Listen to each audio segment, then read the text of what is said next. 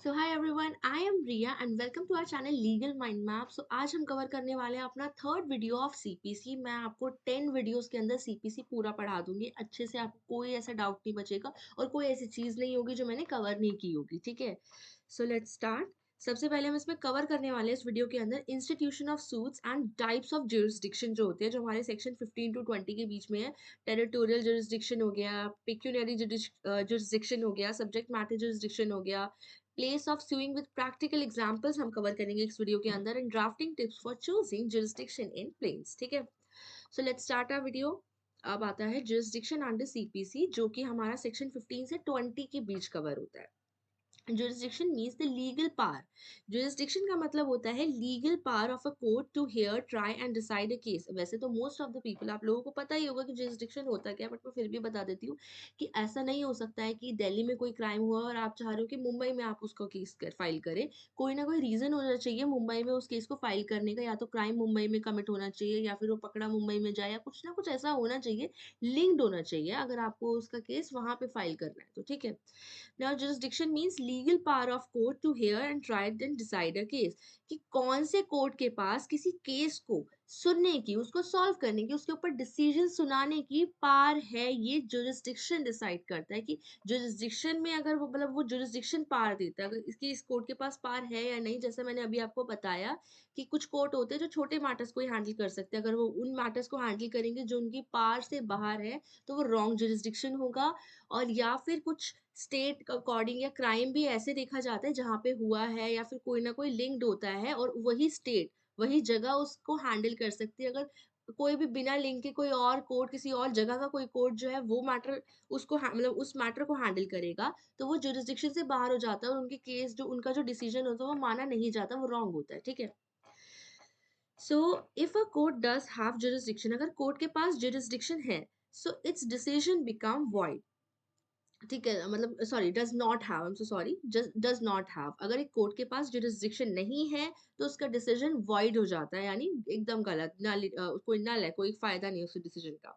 So under CPC jurisdiction mainly depends on subject matter jurisdiction. तो CPC में जो jurisdiction है वो तीन तरीके चीजों पर डिपेंड करता है। पहला होता है सब्जेक्ट मैटर जुरिस्डिक्शन, दूसरा होता है पेक्यूनरी जुरिस्डिक्शन, और थर्ड है टेरिटोरियल जुरिस्डिक्शन, यानी कि प्लेस ऑफ स्विंग, जो मैंने अभी आपको बताया भी है। ठीक है, सो इसको हम बहुत अच्छे से समझेंगे। अगर आपको मेरी बातों से नहीं समझ आ रहा है तो इससे तो ज़रूर अच्छे से समझ आ जाएगा, इतना भरोसा रखो मुझ पे। ठीक है, अब आते हैं हम सब्जेक्ट मैटर जुरिस्डिक्शन पे। This means which type of cases a particular court is allowed to hear. Subject matter jurisdiction क्या होता है? एक कोर्ट है, अब उसको किस टाइप के केसेस सुनने की इजाजत है, वो किस टाइप के केसेस से डील कर सकता है। अगर उसे, फॉर एग्जांपल, मैं बिना इसे पढ़े बता रही हूँ, क्रिमिनल केसेस नहीं सुन सकता, उस कोर्ट की कम्पिटेंट, इतना कॉम्पिटेंट नहीं है वो कोर्ट, तो आप क्रिमिनल केसेस नहीं, मतलब उसे उसका वो उसमें डिसीजन दे नहीं सकता। वो सिर्फ सिविल मैटर ले सकता है, तो वो सिविल मैटर पे डिसीजन देगा। आप नहीं कह सकते कि अच्छा ठीक है, आपके पास केसेस कम है, आप खाली हो तो एक काम करो ना, आप सुन लो, आप भी तो जज हो। ऐसा नहीं होता है। ठीक है, कि ये भी तो कोर्ट है, ऐसा नहीं होता है कि किसी भी कोर्ट में कोई भी डिसीजन सुना दिया, ऐसा बिल्कुल नहीं होता है। So this means which type of case, यानी कौन से टाइप का केस पर्टिकुलरली किस कोर्ट में जाएगा, किस कोर्ट में जाना अलाउड है, यानी कौन से कोर्ट को सुनना अलाउड है। Parties cannot agree to give jurisdiction to a court that does not have subject matter jurisdiction. Parties की मर्जी से नहीं चलती ये सारी चीजें। एग्जाम्पल है, divorce cases must go to family court. जो डाइवोर्स केसेस है वो फैमिली कोर्ट में जाएंगे, किसी सिविल कोर्ट में नहीं जाएंगे। ठीक है, सिविल मैटर्स के लिए अलग से कोर्ट है। इंडस्ट्रियल डिस्प्यूट्स होंगे वो जाएंगे लेबर कोर्ट के अंदर, किसी सिविल कोर्ट में नहीं जाएंगे, अगेन लेबर कोर्ट अलग से है। और टेनेंसी मैटर्स जो होते हैं वो कवर होते हैं रेंट कंट्रोल एक्ट के अंदर, जो कि रेंट कंट्रोलर के पास जाएंगे, किसी सिविल कोर्ट में नहीं जाएंगे। तो अगर आपको लग रहा है कि सब मैटर उठा के अगर क्रिमिनल नहीं है तो सिविल कोर्ट में डाल दिया जाए, तो ऐसा बिल्कुल नहीं होता है। So if filed in the wrong court, अगर आपका सूट जो है, आपका केस जो है वो रॉन्ग रॉन्ग कोर्ट में फाइल होता है, तो वो डिसीजन जो है वो वॉइड डिक्लेयर कर दिया जाएगा, यानी वो डिसीजन मान्य होगा ही नहीं, माना ही नहीं जाएगा। नाउ पेक्यूनरी जुरिस्डिक्शन सेक्शन 6 से लेके 15। ठीक है, सॉरी नॉट 6 से लेके 15, section 6 and 15। Now this tell us which court can try a case based on its money value. अब देखो, पहले ही बता दूँ कि ये जो सब्जेक्ट मैटर जुरिसडिक्शन था, इसमें ये मैटर करता है कि एक्चुअली में किस बेसिस पे केस है, केस का नेचर क्या है। डाइवोर्स केस है, फैमिली कोर्ट में जाएगा, इंडस्ट्री रिलेटेड केस है, लेबर कोर्ट में जाएगा, कोई सिविल मैटर है, सिविल कोर्ट में जाएगा, कोई क्रिमिनल मैटर है, क्रिमिनल कोर्ट में जाएगा, टेनेंसी रिलेटेड है, रेंट कंट्रोलर के पास जाएगा। तो इस तरीके से आपका केस किस किस टाइप का केस है, उस टाइप के अकॉर्डिंग कोर्ट डिसाइड होते हैं। अब दूसरा तरीका जो कोर्ट डिसाइड करने का वो है मनी, पैसा, ठीक है। Now this tells us which court can try a case based on its money value. Section 15, file the suit in the lowest court competent to try it. अब सेक्शन 15 का जो रूल है वो क्या कहता है, अब मतलब आपको मैं ऐसे नॉर्मली समझा देती हूँ कि सबसे पहले तो आपको जो सूट है अपने सबसे लोएस्ट कोर्ट में फाइल करना है जो उसके लिए बना है, जो उस अमाउंट के लिए बना है, ठीक है। Every state fixes monetary limit, हर स्टेट ने अपनी एक मॉनेटरी यानी पैसे की एक लिमिट जो है वो फिक्स करी है। एग्जाम्पल से मैं आपको समझा रही हूँ यहाँ पे।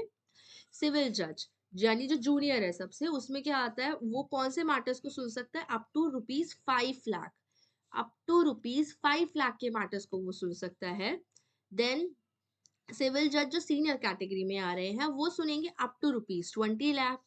फिर डिस्ट्रिक्ट जज जो है वो सुनेंगे अबव रुपीज 20 लाख का मैटर। तो इस तरीके से डिवाइड कर रखा है। अब आप बोलो कि भाई अबव टू रुपीज 20 लाख का मैटर हम यहाँ भेज देंगे, तो ऐसा नहीं हो सकता है। जो जहाँ पे है उसे वहीं पे रहना होगा, ठीक है। एक और एग्जाम्पल है हमारे पास, if the suit value is rupees 3 lakh, अगर एक सूट की वैल्यू रुपीज 3 लाख है, केस में आपको फॉर एग्जाम्पल कौन से केसेस, मनी रिकवरी केसेस है जिसमें 3 लाख की वैल्यू है, 3 लाख का अमाउंट है, तो ऐसे केसेस जो है वो कहाँ जाएंगे, फाइल इन जूनियर डिवीजन। कहाँ पे जाएंगे, जूनियर डिवीजन में, ठीक, यानी कि लोएस्ट कॉम्पिटेंट कोर्ट।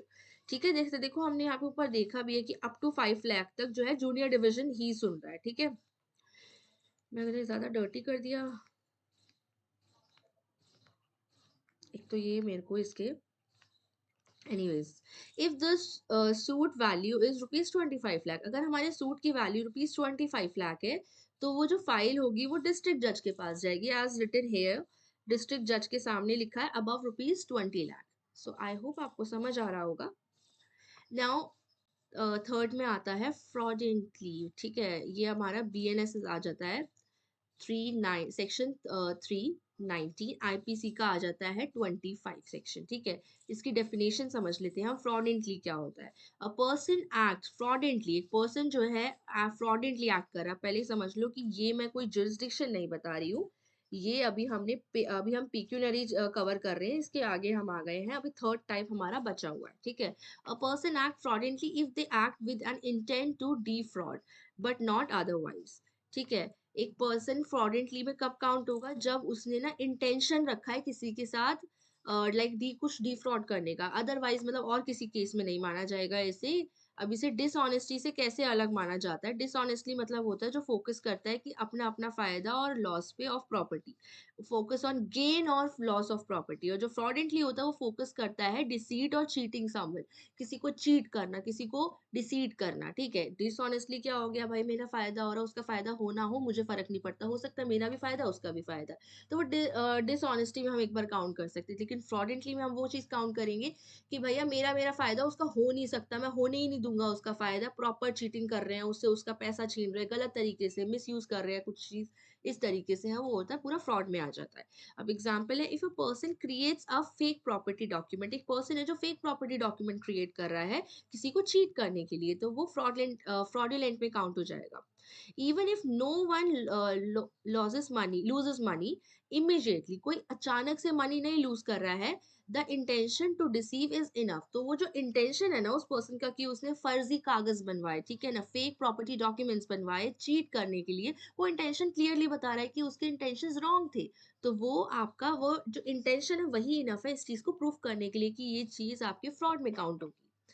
अब डिसऑनेस्टी में क्या होता है, अब ठीक है ना, मैंने आप ये जानबूझ के डाला है, मैं चाहती ना तो मैं सिर्फ फ्रॉड समझा सकती थी, बट मुझे था कि भाई मैं डिसऑनेस्टी को भी पूरा पूरा कवर करूं, बिकॉज ये डिफरेंस आपको पता होना चाहिए। तो डिसऑनेस्टी होता है गेन और लॉस, ठीक है, और फ्रॉड होता है deception with intent to cheat, कि आप कुछ ऐसा करना चाह रहे हो, किसी को चीट करना चाह रहे हो, उसका भला चाहते ही नहीं हो, ठीक है, आपको अपने से मतलब नहीं है बट उससे जरूर है कि भाई उसका तो भला नहीं होने दूंगा। अब आते हैं हम territorial jurisdiction where to file. अब ठीक है, ये हमारा थर्ड टाइप का जुरिस्डिक्शन है। एज आई टोल्ड यू कि अभी जुरिस्डिक्शन थर्ड टाइप हम कवर करेंगे। तो टेरिटोरियल जुरिस्डिक्शन होता है कहाँ पे केस फाइल किया जाए, जगह, जगह से आपका कोर्ट डिसाइड होगा। ठीक है, सेक्शन 16 टू 20 इसमें कवर हो रहे हैं। This depends on the location of property. अगर आपका कोई प्रॉपर्टी मैटर है, प्रॉपर्टी डिस्प्यूट है, तो वो प्रॉपर्टी की लोकेशन पे बताया जाएगा कि प्रॉपर्टी कहाँ पर है। इस पर कवर हो सकता है। इस पे मतलब मैं आपको अभी बता देती हूँ, जैसे मेरी प्रॉपर्टी दिल्ली में है, तो हो सकता है कि मैं दिल्ली के कोर्ट में अपना डिस्प्यूट फाइल कर सकूँ। ठीक है, फिर आता है रेसिडेंस ऑफ डिफेंडेंट। अब जो भी मेरे अगेंस्ट है, तो अगर उसका जो है वो मान लो फॉर एग्जांपल वो महाराष्ट्र में है, तो हो सकता है कि महाराष्ट्र में केस फाइल हो, या फिर प्लेस ऑफ रॉन्ग। बट अगर कोई ऐसी चीज हो गई प्रॉपर्टी के अंदर जो कहीं और हुई है, या फिर कुछ और वो पर्सन कहीं और का है जिसने गलत किया है, या कुछ भी है, जो भी केस बनता है, कोई ना कोई और जगह इंटरलिंक हो रही है, तो हो सकता है उस जगह पर भी केस फाइल हो। बट कोई ना कोई लिंक होना चाहिए। ऐसा नहीं मेरा मन चर कर रहा है तो मैं किसी और स्टेट में फाइल कर देती हूँ। ठीक है, और place where cause of action arise, या फिर कोई ऐसी गलत चीज जो भी हुई है, अगर प्रॉपर्टी की नहीं है, किसी और मैटर में, या मर्डर का केस है, या फिर कोई और केस है जिसमें वहां पे कोई गलत चीज हुई है, दो पर्सन उसमें इन्वॉल्व थे, ए जो था वो दिल्ली का है, बी जो था वो महाराष्ट्र का है।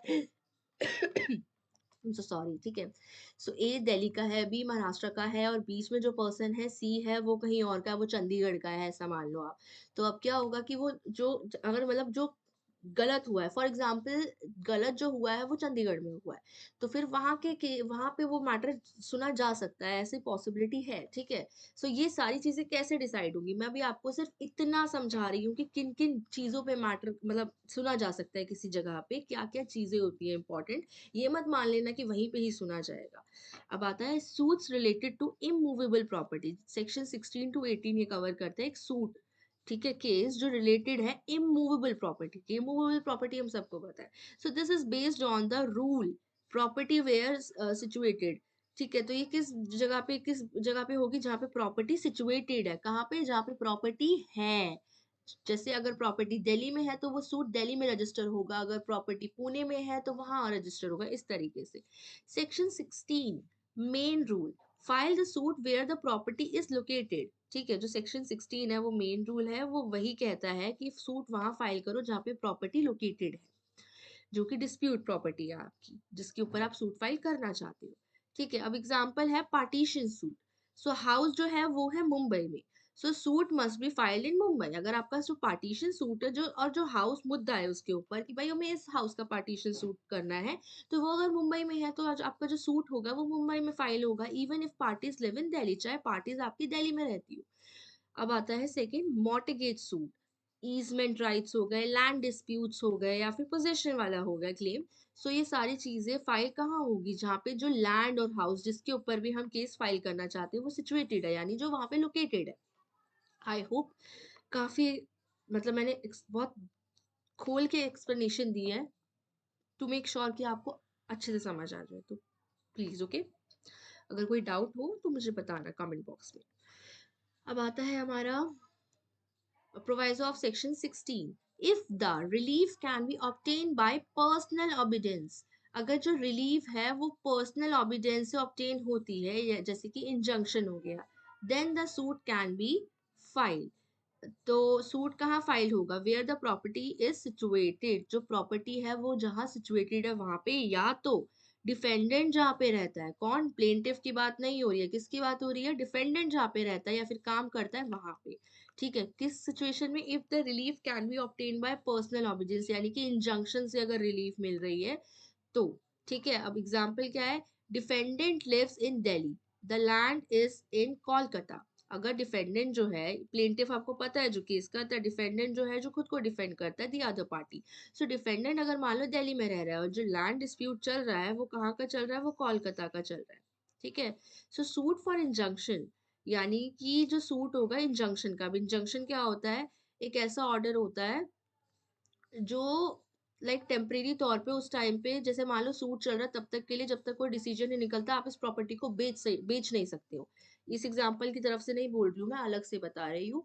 तो वो क्या होता है, इंजंक्शन पास कर देते हैं कि उस टाइम पे रोकने के लिए, कि भाई आप अभी रुक जाओ। ठीक है, आप जब तक ये केस चल रहा है, इस केस को सॉल्व करके इस प्रॉपर्टी का हम कुछ ना कुछ सोचेंगे, किसके नाम होगी, क्या होगा तब। तो वो इंजंक्शन हो गया। इसमें टेम्परेरी भी होता है, परमानेंट भी होता है कि अगर टेम्परेरी इंजंक्शन होता है जब तक केस चल रहा है, अभी आप उस प्रॉपर्टी पे जैसे कुछ कंस्ट्रक्शन चल रही है, रोक दो इस कंस्ट्रक्शन को, केस पूरा होने दो फिर कंस्ट्रक्ट करना, पहले डिसाइड होने दो किसकी प्रॉपर्टी है। तो वो टेम्परेरी होता है। अगर वो फिर अगर केस कोई जीत गया तो वो अगर इंजंक्शन रहना है कि भाई उसके हित में नहीं गया जो कंस्ट्रक्शन कर रहा था, तो वो परमानेंट में चला जाएगा, परमानेंट इंजंक्शन में काउंट होगा। तो इस तरीके से तो सूट फॉर इंजंक्शन, अगर इंजंक्शन का ही सूट है, जैसे कि एक पर्सन है जो प्रॉपर्टी में आ रहा है, ट्रेस पासिंग क्या होता है, बिना इजाजत प्रॉपर्टी में आना, तो वो कहाँ फाइल हो सकता है, जहां पर जो डिफेंडेंट है वो रह रहा है, यानी दिल्ली के, अगर डिफेंडेंट जो है वो दिल्ली में रह रहा है तो दिल्ली में भी फाइल हो सकता है। यहाँ पे दो जगहें हैं। और प्रॉपर्टी कोलकाता में है तो कोलकाता में भी फाइल हो सकता है। यहाँ पे दो ऑप्शन मिलते हैं इस सिनारियो में, ठीक है। Section 17, property in different jurisdiction. तो सेक्शन 17 क्या कहता है, जो प्रॉपर्टी अलग अलग जुरिस्डिक्शन में काउंट हो रही है, अलग अलग जगह पे आप केस कर सकते हो, यानी कि तो property lies partly in district A and partly in district B, यानी आधी प्रॉपर्टी ए डिस्ट्रिक्ट में काउंट हो रही है, आधी प्रॉपर्टी बी डिस्ट्रिक्ट में काउंट हो रही है। भाई इतना बड़ा घर है। अच्छा, ऐसा है। ओके, तो suit can be filed in either A और बी। तो सूट जो है चाहे तो ए में फाइल कर दो चाहे बी में फाइल कर दो, एज लॉन्ग एज कोर्ट जो है वो कॉम्पिटेंट है, यानी आपको सही कोर्ट में बस फाइल करना है, आपके सब्जेक्ट मैटर के according, everything according to your money, amount of the property, इन सब चीज़ों का ध्यान रखना है। फिर आप देख लो आपको कौन सी जगह पे आपको सूट फाइल करना है, ठीक है। एग्जाम्पल, एक large agriculture land spread across Ambala and Karnal. तो एक बड़ा एग्रीकल्चर लैंड है जो स्प्रेड हो रहा है कहाँ पे, अम्बाला और करनाल के बीच। सो पार्टीशन सूट जो है वो चाहे अम्बाला या करनाल कहीं भी आप फाइल कर सकते हो। Now section 18, uncertain jurisdiction. अगर जो कुछ कुछ केसेस होते हैं जिनमें बाउंड्रीज क्लियर नहीं होती है, ठीक है। If it is unclear in which boundary the land falls, अगर ये क्लियर ही नहीं है कि इस लैंड की बाउंड्री कहाँ फॉल हो रही है, द प्लेंटिफ में फाइल इन ईदर कोर्ट, तो वो किसी भी कोर्ट में फाइल कर सकते हैं, किसी भी मतलब कहीं भी जाके नहीं, ठीक है, in either court, and that court can proceed after recording the uncertainty, और वो कोर्ट जो है वो प्रोसीड कर सकता है, ठीक है, उसी अकॉर्डिंग, मतलब कि जहाँ पे बाउंड्रीज नहीं हो रही है ना, अब जैसे कुछ यहाँ यहाँ ऐसे ऐसे कुछ जगह आ गई जहाँ तक ये बाउंड्रीज फैली हुई है, तो उस जगह में, ठीक है। एग्जाम्पल, एक प्लॉट है जो लाई करता है बिटवीन टू डिस्ट्रिक्ट, अब एक प्लॉट है जो दो डिस्ट्रिक्ट पे लाई कर रहा है, and the boundaries map is unclear, तो प्लेंटिफ किसी भी दोनों में से किसी एक डिस्ट्रिक्ट के कोर्ट में फाइल कर सकता है अपने केस को। अब इन दोनों में हम 17 और 18 में डिफरेंस क्या है, यहाँ पे डिफरेंस ये है बेटा कि जो प्रॉपर्टी है ना, the property in different jurisdiction, ठीक है। मेरे को ऐसा क्यों लग रहा है कि मैं बहुत अडल्ट टीचर की तरह बिहेव कर रही हूँ। ऑलराइट, ठीक है। सो प्रॉपर्टी है वो है डिफरेंट जुरिस्डिक्शन में, ठीक है। यहाँ पे जो प्रॉपर्टी है पता ही है, क्लियर है, बाउंड्रीज क्लियर है कि अलग अलग जुरिस्डिक्शन में पड़ रही है, बट यहाँ पे बाउंड्रीज क्लियर नहीं है, बस ये डिफरेंस है, ठीक So है। now, suits for wrong to person or movable property, section 19, ठीक है। किस बारे में बात कर रही है, suits for wrong to person और movable property, ठीक है। अब इसको मैं अच्छे से समझाती हूँ, डोंट वरी, बहुत कंफ्यूजिंग हेडिंग है इसकी। असॉल्ट, इसमें क्या क्या कवर होता है, असॉल्ट कवर होता है, आप गलत तरीके से कोई प्रॉपर्टी ले रहे हैं, असॉल्ट। डिफेमेशन कवर होता है, किसी का नाम बदनाम करना, गलत झूठी अफवाह फैलाना। कार एक्सीडेंट हो गया इसमें, डैमेज टू गुड हो गया, and theft of movable property. अब plaintiff gets a choice of court, तो प्लेंटिफ क्या है, उसको चॉइस मिलती है इन केसेस में कोर्ट की तरफ से कि कहाँ पे, लाइक जहाँ कहाँ पे रॉन्ग हुआ है, ठीक है, कि किस जगह पे रॉन्ग हुआ है, या फिर या तो वहां पे केस करे जहाँ पे उसके साथ गलत हुआ है, चाहे वो दिल्ली का रहने वाला हो लेकिन उसके साथ हुआ हो आगरा में गलत, मान लो, तो वो आगरा में भी केस कर सकता है, ठीक है। या फिर प्लेस वेयर डिफेंडेंट लिव्स, अब उसके साथ जिसने गलत किया वो पर्सन जो था वो था महाराष्ट्र का, तो वो महाराष्ट्र में भी केस हो सकता है उसका, ठीक है। तो ये चीज़ है। आई होप आपको समझ आएगा, फिर भी अच्छा है, मैं हमेशा एग्जांपल्स ऐड करती हूँ और मैं अपनी तरफ से भी कुछ ना कुछ दे ही देती हूँ, तो मैं कोशिश करती हूँ, मुझे ऐसा लगता है कि भर भर के एग्जांपल्स दो, जितने हो सके उतने दो, उसी से ही हमें अच्छे से समझ आ सकता है। मेरी थ्योरी ये है कि एग्जांपल्स के बिना समझ आना थोड़ा डिफिकल्ट होता है, प्रैक्टिकल नॉलेज लाइक आप कोर्ट में जाओगे तो आपको मिल ही जाएगी, लेकिन प्रैक्टिकली सोचना भी इम्पोर्टेंट है। तो जब आप टॉपिक पढ़ रहे हो, if you are not like reading an example, if you are not मतलब एग्जाम्पल नहीं समझ रहे हो आप, तो फिर आपको नहीं समझ आएगा वो उस लेवल पे जिस पे समझ आना चाहिए, क्योंकि आपने किसी रियल सिचुएशन से उसे रिलेट ही नहीं किया। ठीक है। सो नाउ एग्जाम्पल है हमारा, डिफेंडेंट है जो नागपुर में रहता है, असॉल्ट्स प्लेंटिफ, वो असॉल्ट करता है प्लेंटिफ को मुंबई में। ठीक है, जो डिफेंडेंट है वो नागपुर में रहता है और वो मुंबई के पर्सन को असॉल्ट करता है। ठीक है, so suit can be filed in या तो मुंबई में, ठीक है, जहाँ पे रॉन्ग हुआ है, या फिर नागपुर में जहाँ पे जिस पर्सन ने गलत किया है वो रहता है। ठीक है, आपको समझ आया होगा कहाँ का है, मैं दोबारा समझा देती हूँ। जो डिफेंडेंट है, प्लेंटिफ होता है और डिफेंडेंट होता है। ठीक है, अब जो प्लेंटिफ है वो केस फाइल करता है और डिफेंडेंट जो है वो अपना बचाव करता है। सो जो प्लेंटिफ है, फिर से बता रही हूँ, डिफेंडेंट जो है वो नागपुर में रहता था। ठीक है, वो असॉल्ट करता है प्लेंटिफ को। प्लेंटिफ ये नहीं बताया कहाँ रहता है, लेकिन वो असॉल्ट जहाँ करता है वो जगह थी मुंबई। ठीक है, तो केस दो जगह पे हो सकते हैं, या तो नागपुर में या फिर मुंबई में। I hope now you are clear. तो अब एग्जाम्पल 2 की तरफ बढ़ते हैं हम। Plaintiff's car gets damaged in Jaipur, जो प्लेंटिव की कार थी वो डैमेज होती है जयपुर में बाय अ ट्रक, एक ट्रक ने उसे डैमेज कर दिया होता है। ठीक है, और like who lives, truck driver जो था वो था कोटा का। सो सूट कहाँ पे फाइल हो सकता है, जयपुर में भी जहाँ पे उसकी कार डैमेज हुई है। प्लेंटिफ की जगह नहीं है वो, प्लेंटिफ की कार वहां पे डैमेज हुई है, प्लेंटिफ की जगह हो भी सकती है और नहीं भी हो सकती है। और कोटा में जहाँ पे वो ट्रक ड्राइवर जिसने कार को डैमेज किया है वो रहता है। Clear. Other suits, journal rule section 20। ठीक है, अब बाकी सूट्स जिनके ऊपर जर्नल रूल अप्लाई होता है जो कि सेक्शन 20 में है, दिस अप्लाइज मोस्ट सूट, तो इसमें ज्यादातर सूट्स पे यही रूल अप्लाई होते हैं, जैसे रिकवरी ऑफ मनी हो गया, ब्रीच ऑफ कॉन्ट्रैक्ट हो गया यानी कॉन्ट्रैक्ट को तोड़ना, स्पेसिफिक परफॉर्मेंस हो जाता है, बिजनेस रिलेटेड डिस्प्यूट्स हो जाता है, या फिर कॉर्पोरेट सूट्स हो जाते हैं।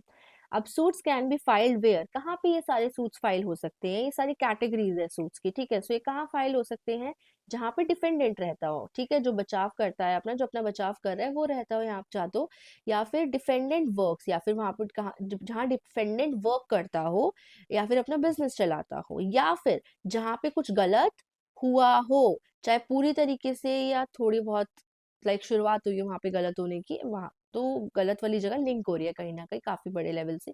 तो ये चीजें मैटर करती है। अब मुझे नहीं लगता इसमें आपको कहीं भी डाउट होना चाहिए, बट मेरे लगने से क्या होता है, अगर आपको डाउट है तो कमेंट बॉक्स में पूछ दो। ठीक है, now very important example, example 1, breach of contract. ठीक है, ये मैं अपने रेफरेंस के लिए वेरी इंपॉर्टेंट लिखती हूँ, क्योंकि क्या होता है कई बार मैं पीपीटीज ना पहले से बना के रख लेती हूँ अपने काम, अपनी अंडरस्टैंडिंग के लिए, कि भाई मैं बना देती हूँ ताकि एकदम से मुझे ऑन द स्पॉट कि मतलब टाइम ना मिले, दिक्कत आए, तो मेरे को याद नहीं रहता कि मैं जब वीडियो में समझा रही हूँ तो क्या बोलूँ। कि तो इसलिए मैं पहले ही बना के मतलब वो चीज़ करके रख देती हूँ, जो नॉलेज जो मैं पढ़ती हूँ जिस टाइम पे बनाती हूँ वो सब चीज़ें तो पहले से मतलब याद रहती है, एक बार पीपीटी रीड कर लेते हैं उसी में याद आ जाती है। So example 1, breach of contract. तो अब ब्रीच ऑफ कॉन्ट्रैक्ट का अगर केस है जिसमें जर्नल रूल अप्लाई हो रहा है, सो कॉन्ट्रैक्ट साइन, जो कॉन्ट्रैक्ट है वो साइन हो रहा है दिल्ली में। अब गुड्स जो है वो डिलीवर कहाँ होने हैं, बैंगलोर में। ध्यान से समझना है इस चीज को। सो पेमेंट जो होनी है वो होनी है मुंबई में। और ब्रीच कहाँ होता है, ब्रीच होता है चेन्नई में। जो कॉन्ट्रैक्ट ब्रीच हो रहा है वो चेन्नई में ब्रीच हो रहा है, यानी इन तीनों में से किसी भी जगह नहीं, चेन्नई में। ठीक है, so suit can be filed in Delhi, या तो सूट जो है दिल्ली में फाइल होगा, या फिर बैंगलोर में, और मुंबई और Chennai, because each place has part of cause of action. क्यों इन सारी जगहों पे फाइल हो सकता है, क्योंकि हर प्लेस अपना एक पार्ट प्ले करती है कॉज ऑफ एक्शन का। हर जगह पे कोई ना कोई काम हुआ ही है, ये आ जाता है पार्टली, कि आपका ज्यादा नहीं, पूरी तरीके से ब्रीच वहां पे नहीं, तो कुछ कुछ जगह पे कुछ ना कुछ इंटरलिंक्ड है। तो I hope now you are clear with this. एक और एग्जांपल है हमारे पास कंपनी डिफेंडेंट का। एक कंपनी है, ए कंपनीज, एक कंपनी नहीं, a companies, A companies head office Ahmedabad. Head office कहाँ है, अहमदाबाद में। ब्रांच ऑफिस कहाँ है, सूरत में। अग्रीमेंट एग्जीक्यूटेड हियर, अग्रीमेंट जो कहाँ हुआ है वो हुआ है सूरत में। Show cause of action arises इन सूरत। अब जो लाइक कॉज ऑफ एक्शन है वो सूरत में अराइज हुआ है। सो सूट जो है वो कहाँ फाइल होगा, सूरत में, इवन दो चाहे हेड ऑफिस अहमदाबाद में क्यों ना हो। यहाँ पे बहुत क्लियर है कि भाई कहाँ पे क्या चीज हुई है, वहां पे अलग अलग पार्ट में थोड़ा चीजें बट गई थी। ठीक है, दोबारा आप चाहे इस एग्जाम्पल को देख लो एक बार अच्छे से, इसे पढ़ो, ध्यान से पढ़ो इस एग्जाम्पल को। Contract sign in Delhi, goods to be delivered in Bangalore. तो दिल्ली का बहुत बड़ा रोल है, कॉन्ट्रैक्ट वहां पे साइन हुआ है। बैंगलोर का बहुत बड़ा रोल है क्योंकि गुड्स वहां पे डिलीवर हो रही है। पेमेंट जहां हुई है वो हुई है मुंबई में, तो वो भी एक बहुत बड़ी एक कॉज ऑफ एक्शन में प्लेस काउंट होती है। And then breach occurs Chennai में, तो वो तो है ही है, चेन्नई तो सबसे ऊपर है अगर आपको सूट फाइल करना है। Okay, now let's move further.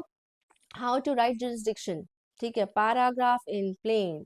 भाई ये ड्राफ्टिंग फीडिंग की याद आ गई मुझे।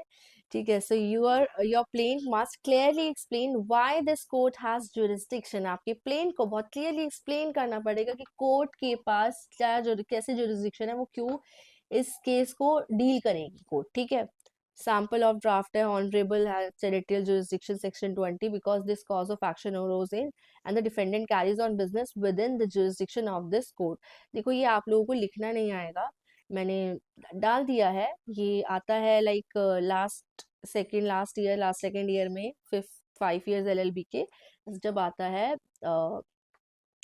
वो नहीं होता ड्राफ्टिंग प्लीडिंग, मैंने उसका प्लेलिस्ट पूरा कवर कर रखा है।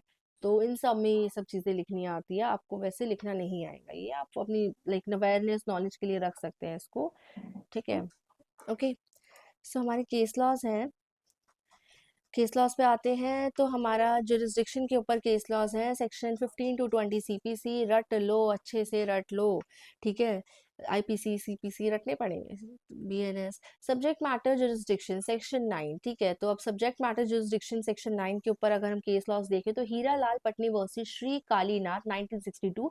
इसका प्रिंसिपल क्या था? If a court has no power, अगर कोर्ट के पास पावर ही नहीं है किसी केस को सुनने की, ठीक है, particular type of case. So it's मतलब किसी केस मतलब उस पर्टिकुलर टाइप ऑफ केस जिसकी हम यहाँ पे बात कर रहे हैं, सो उसकी जो जजमेंट है वो वॉइड होगा। इजी मीनिंग इसका ये है, if the court does not have the subject matter jurisdiction, यानी इसमें सब्जेक्ट मैटर की बात हो रही है, so the whole decision is waste, पूरा डिसीजन पूरी कार्रवाई वेस्ट है और ये कभी भी चैलेंज कर दिया जाएगा। सपोज उस कोर्ट ने डिसीजन सुना भी दिया तो कोई भी बंदा उठ के चैलेंज कर देगा, ये तो आपका अथॉरिटी में ही नहीं आता है, आपकी पावर में ही नहीं आता, आप कैसे सुना रहे हो उसके ऊपर जुरिस्डिक्शन।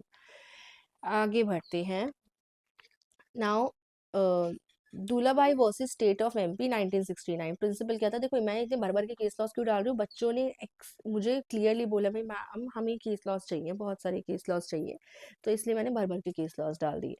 अब आप इसमें से अपनी मर्जी से चूज करो। ऑफ कोर्स दो दो तीन तीन तो याद नहीं कर पाओगे एक ही चीज के, तो चूज जो इजी लगे, जो नेम इजी लगे आपको, एटलीस्ट सब्जेक्ट मैटर का एक तो करके ही जाना। So Dulabhai versus state of MP 1969। Now इसका प्रिंसिपल क्या था? Explain when civil court jurisdiction is barred because a special law gives power to special tribunal. जो लाइक सिविल कोर्ट का जो जुरिस्डिक्शन है वो बैरेड हो जाता है एकदम, बिकॉज जो स्पेशल लॉ है वो पावर देता है स्पेशल ट्रिब्यूनल को। ट्रिब्यूनल्स आपको पता है क्यों बनते हैं? अलग से कोर्ट बना दी जाती है कुछ स्पेसिफिक केसेस के लिए, कुछ स्पेसिफिक मैटर्स के लिए, टाइप ऑफ केसेस के लिए, नॉट एक केस के लिए, टाइप ऑफ केसेस के लिए। If a special act says this tribunal will decide, special act कहता है कि ये ट्रिब्यूनल है जो डिसाइड करेगा, civil courts can not interfere unless the tribunal acted without jurisdiction. अगर ट्रिब्यूनल कहता है कि सिविल कोर्ट इंटरफेयर नहीं करेगा, ठीक है, जब तक ट्रिब्यूनल बीच में है और वो भी बिना किसी जुरिस्डिक्शन के, और वायलेटेड बेसिक जुडिशियल प्रोसीजर। ठीक है, सो यानी कि अगर आप ट्रिब्यूनल का ज्यादा पावरफुल है, देखो क्या होता है कि ट्रिब्यूनल ना अगर हमने बनाया है, कहाँ लिखूं, यहाँ लिखते हैं, बहुत स्पेस है, हाँ, अगर हमने ट्रिब्यूनल बनाया है, ठीक है, सो ट्रिब्यूनल ना एक ना ऐसी पावर होती है, एक ऐसा होता है कि वो ना स्पेशलिटी रखता है किसी केस को हैंडल करने की, ठीक है। सो अब उसके उसमें आप ना किसी और कोर्ट का डिसीजन वहां पे नहीं मान सकते। क्यों? वो कोर्ट डिसीजन दे भी देगा तो भाई ट्रिब्यूनल कह रहा है मैं बैठा हूँ, मैं सिर्फ इन्हीं केसेस को लेता हूँ, तो तुम डिसीजन यहाँ पे क्यों दे रहे हो? तो वहां पे कोर्ट को थोड़ा रुकना पड़ेगा, वो इंटरफेयर नहीं कर सकता है क्योंकि जो मेन जुरिस्डिक्शन है वो ट्रिब्यूनल के पास है। वो कह रहा है कि मैं जो ये जो केसेस है वो सिर्फ मैं ही ले सकता हूँ, एक मतलब मेरे पास ही पावर है। तो ये सारी चीजें मैटर करती है, ठीक है। अब आता है पेक्यूनियरी जुरिस्डिक्शन सेक्शन 15। के आहूजा वर्सेस के वोरा 2009। इसका प्रिंसिपल क्या है? सूट वैल्यूएशन, पैसा। Suit valuation is decided by the plaintiff. जो सूट वैल्यूएशन है वो प्लेंटिफ ने डिसाइड की थी, अनलेस इट इज अनरियलिस्टिक और रॉन्ग। ठीक है, जो सूट वैल्यूएशन है वो प्लेंटिफ डिसाइड करता है, बस वो कुछ अनरियलिस्टिक ना डिसाइड करे और गलत ना डिसाइड करे, रीजनेबल डिसाइड करेगा वो जितना बनता भी है। ठीक है, सो प्लेंटिफ जो है वो चूज कर सकता है अमाउंट फॉर जुरिस्डिक्शन, और फिर उसकी जो अमाउंट चूज करेगा उसी के अकॉर्डिंग जुरिस्डिक्शन मिलेगा, but court can correct it if the value is fake. अगर प्लेंटिफ को रिकवर करना है या प्लेंटिफ को कोई अमाउंट है, जो प्लेंटिफ अमाउंट तय करता है 3 लाख, लेकिन कोर्ट कहता है आपका 1 लाख तक का पॉइंट बनता है, या फिर वो करता है 10 लाख, कोर्ट कहता है नहीं नहीं 3 लाख का मैटर है, तो वो चीज हो सकती है। Next is Mahadev Savlaram Shelke versus Pune principal corporation 1995। So इस प्रिंसिपल का में इसमें क्या है, प्रिंसिपल क्या है इसका, mistake is pecuniary, mistake in pecuniary jurisdiction is only an irregularity not a nullity. तो अगर किसी भी पिक्यूनरी जुरिस्डिक्शन से गलती हो जाती है कि मतलब उसमें लाइक उसको केस का डिसीजन ना देना, बट उससे गलती हो गई और उसे दे दिया हो, तो वो एक इरेगुलरिटी मानी जा सकती है उसके डिसीजन में, वो नहीं माना जा सकता कि पूरा वाइड कर दिया डिक्लेयर। सो इसका एक case does not come, not become void just because the wrong pecuniary court heard it। ठीक है, तो इसमें डायरेक्टली रॉन्ग कोर्ट की वजह से केस वॉइड नहीं हो जाता जैसे बाकियों में होता है। मतलब ये केस लॉ काफी इंपॉर्टेंट मुझे भी लगा, आप इसे कंसिडर कर सकते हैं। टेरिटोरियल जुरिस्डिक्शन का section 16 to 20, immovable property section 16 के अंदर है। Harshad Chiman Lal Modi versus DLF universal limited 2005। इसका प्रिंसिपल क्या है, if the case deals with land या फिर हाउस, अगर एक केस जो है लैंड या फिर हाउस से डील कर रहा है, स्पेशली पोजेशन वाले मैटर से, so only the court where the property is located, तो ओनली वो कोर्ट जहाँ पे प्रॉपर्टी लोकेटेड है हैज जुरिस्डिक्शन। तो सिर्फ उसी कोर्ट के पास जुरिस्डिक्शन होगा जहाँ पे प्रॉपर्टी लोकेटेड है। ये अभी हमने सीखा भी है तो आपको अच्छे से समझ आ रहा होगा। इसका सिंपल मीनिंग है, if property is in Mumbai, अगर प्रॉपर्टी मुंबई में है तो केस है मुंबई में फाइल होना चाहिए आपका। Parties can not choose another city by agreement.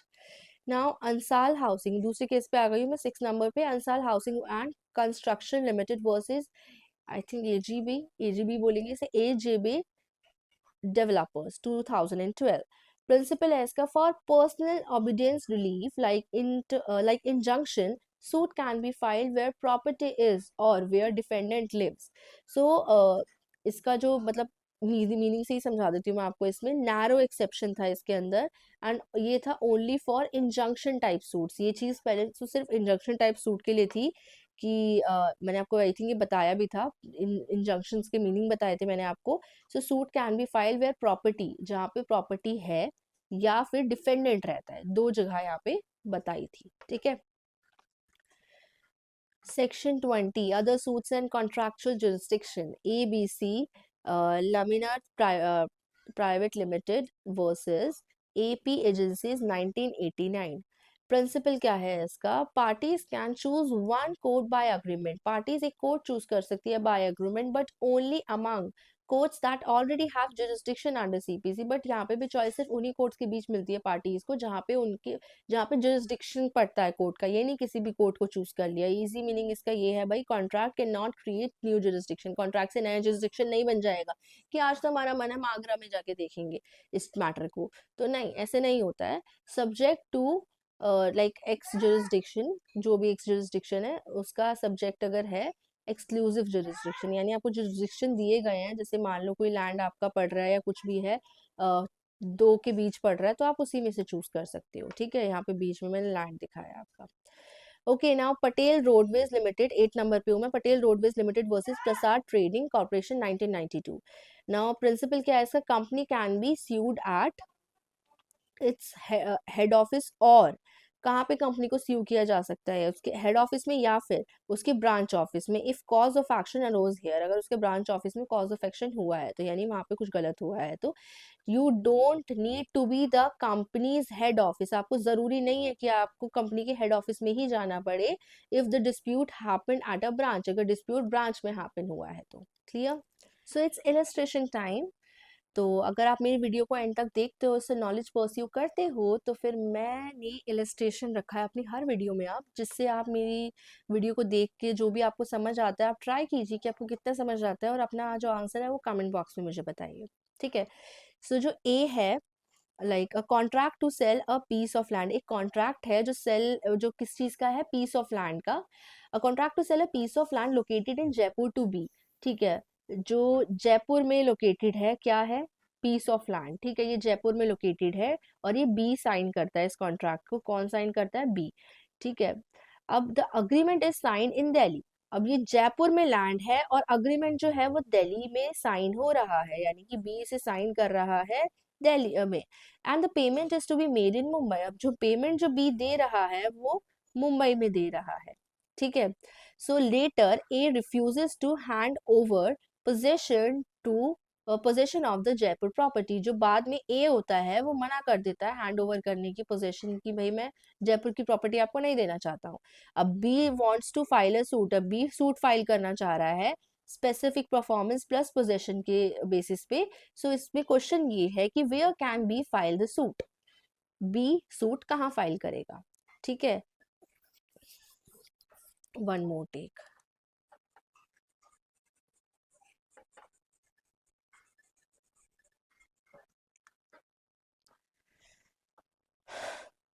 So it's illustration time, तो मैं अपनी हर वीडियो में एक चीज़ चाहती हूँ कि मैं कोई इलस्ट्रेशन दूँ, एक क्वेश्चन दूँ, आप पूरी वीडियो देखते हो, अगर आप नॉलेज लेते हो इस वीडियो से तो आपको पता होना चाहिए, आप खुद को चेक कर सकते हो कि आपको कितना समझ आया, अभी अभी फ्रेश आपने इस वीडियो को समझा है तो ये आपको आंसर आना चाहिए, ठीक है। सो ए जो है वो कॉन्ट्रैक्ट, ए और बी होते हैं, इनके बीच ना कॉन्ट्रैक्ट साइन होता है, जो कि जो लैंड होती है वो जयपुर में लोकेटेड होती है, ठीक है। अब जो अग्रीमेंट है वो साइन होता है दिल्ली में, लेकिन बी जो है वो अग्रीमेंट कहाँ साइन करता है, दिल्ली में, और जो पेमेंट है वो देता है मुंबई में, ठीक है, yes. So later A refuse to hand over, A मना कर देता है, मैं तो नहीं आपको जयपुर की प्रॉपर्टी दे रहा, ए मतलब क्लियरली पीछे हट जाता है। सो बी है वो सूट फाइल करना चाहता है वो स्पेसिफिक परफॉर्मेंस और पोजीशन का। अब वो क्वेश्चन ये है कि where can be file the suit, तो बी कहाँ पे सूट फाइल कर सकता है। ऑप्शन है ओनली इन जयपुर, सिर्फ जयपुर में, बी है इन दिल्ली और जयपुर, सी है इन दिल्ली, मुंबई और जयपुर, एंड डी है ओनली इन दिल्ली। सो इसके लिए आपको अच्छी खासी जुरिस्डिक्शन नॉलेज होनी चाहिए और आपने अभी अभी वीडियो देखी है। सो लेट मी नो कि कमेंट सेक्शन में कि कौन सा ऑप्शन करेक्ट है इस केस में। So that's it in this video, don't forget to like, share and subscribe, thank you.